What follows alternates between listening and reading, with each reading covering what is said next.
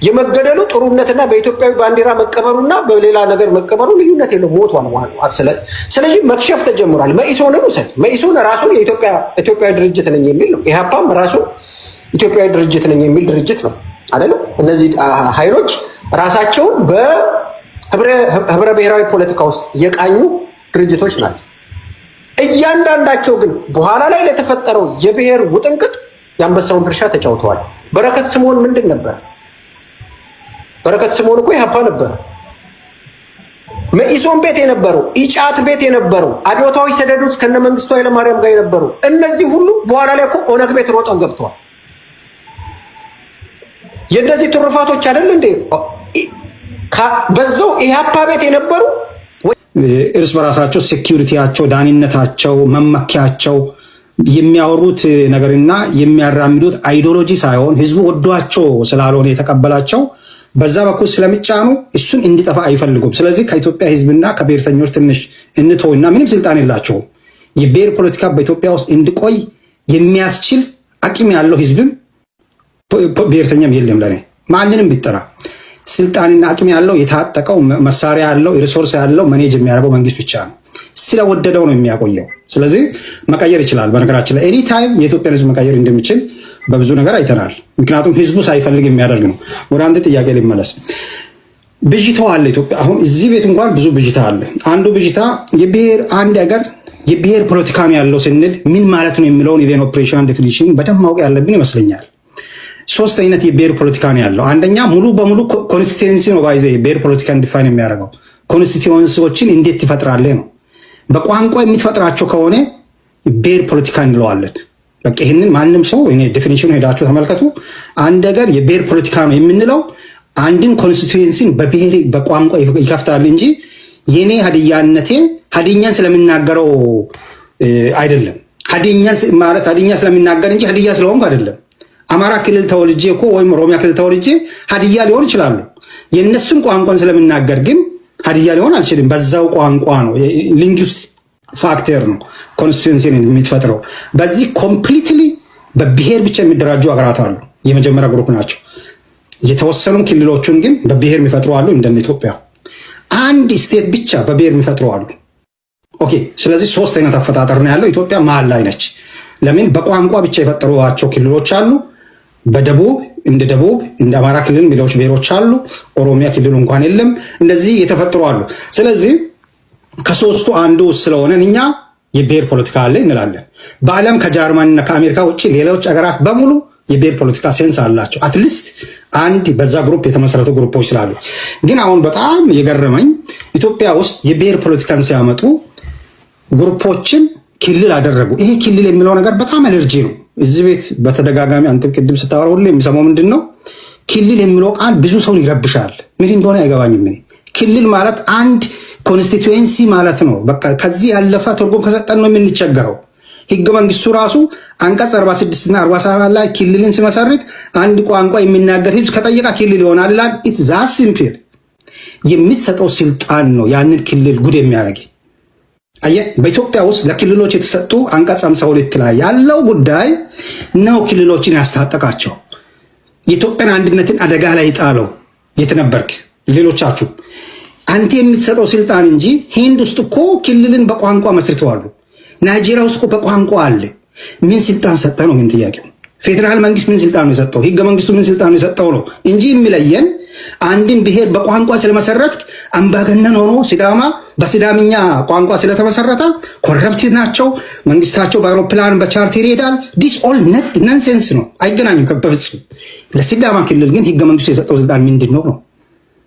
እዚህ ነው የምንከራከረው። ለኔ ለክልሎች የተሰጡ ስልጣኖች በጣም ገዝፎ ይሄዳና ከሌላ ዓለም የተለያ ነው ብዬ ነው የሚያስበው። ምክንያቱም የጃርማ የትም ሀገር ሄድ አንተ የምትኖረውን ካናዳን ፖይንት ባይ ፖይንት ጊዜ ኖሮ ብናወራ ከኢትዮጵያ ቶታሊ ይለያል። ኢትዮጵያ ማልታይ ናሽናል ሀገር ነች። ካናዳ ማልታይ ካልቸራል ሀገር ነች። there is big difference በእነዚህ ሁለቱ ቋንቋዎች። ስለዚህ ኢትዮጵያ ውስጥ ክልል መሆን በቃ ታሪክ የሚመጥር ኖ ህገ መንግስቱ ነው ዋናው ጉዳይ። ህገ መንግስቱ ላይ እነዚህን ክልሎቹን ምን ስልጣን ሰጣቸው? ምንድነው ማንዴት የሚያደርጉት? አንዱ እሱ ነው። ሁለተኛ የፌዴራል መንግስትና የክልል መንግስት ያላቸው የስልጣን ኢንቴግሬሽን እና ልዩነታቸው ነው።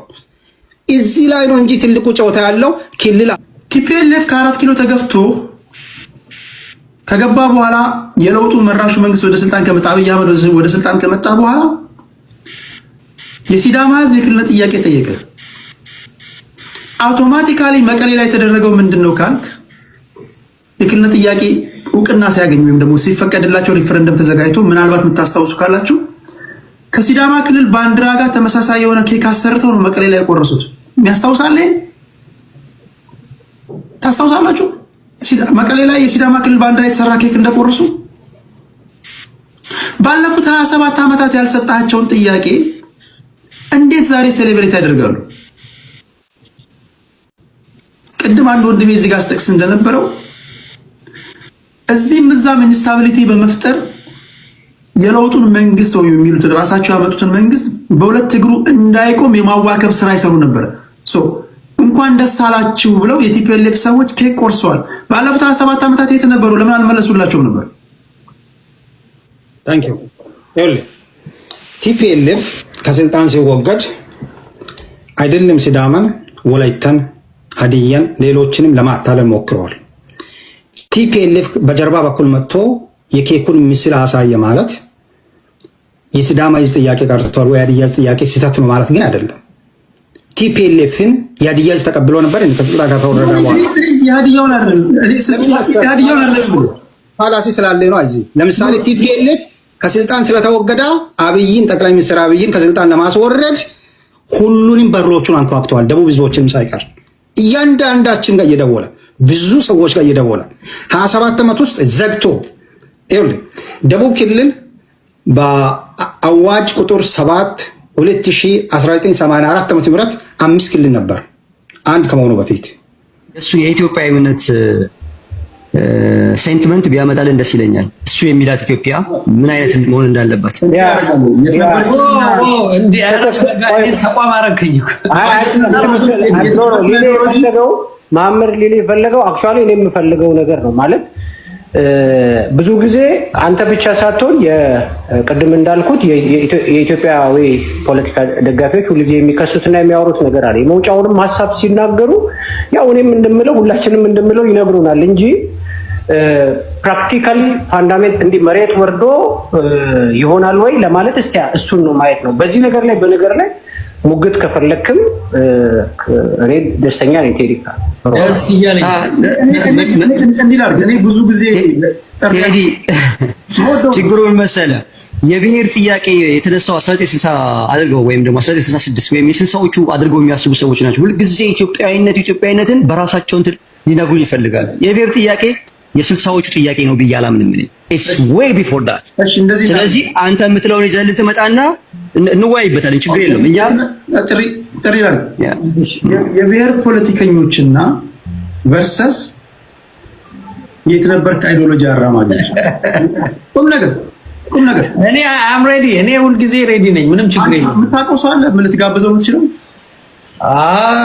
አይ ዶንት ቲንክ ሰዎች ፈቃደኛ የሚሆኑልኝ አይመስለኝም። ሰዋል እንደ ዋሊያ እንደ ቀይ ቀበሮ እዚህ ቲክቶክ ላይ ማን አለ? ሁሉም አሉ። እኔ በግል ማውራቸው አሉ፣ በስልክ የምንደዋወል በውስጥ የምናወራ አሉ። ግን they are not interested። እኔ እንደውም ዌብሳይት ሁሉ ቢውልድ አድርጌ ጨርሼ የሀሳባቸውን እንትን እንዲሉ በስማቸው ምን ላይ ጻፉልኝ እስኪ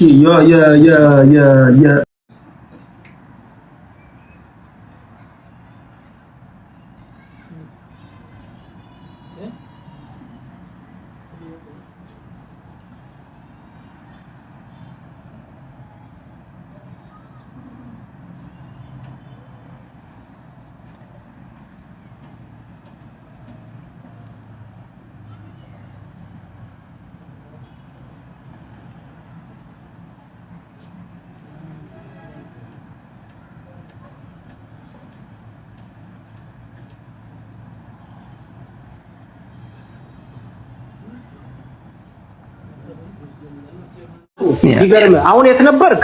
አየዋለሁ። ትክክል ነው። አንዳንዴ መንግስትንም መተቸት በሚኖርበት ቦታ ላይ ይተቻል። ኢትዮጵያዊ ብሔርተኛ ነኝ ብሎ የብሔር ፖለቲካ እቃወማለሁ እያለ የብሔር ፖለቲካ መሐንዲሱ ዋናው አብይ አህመድ ስር ደግሞ ገብቶልህ የብሔር ፖለቲካን ያጠፋል እያለ ይላል።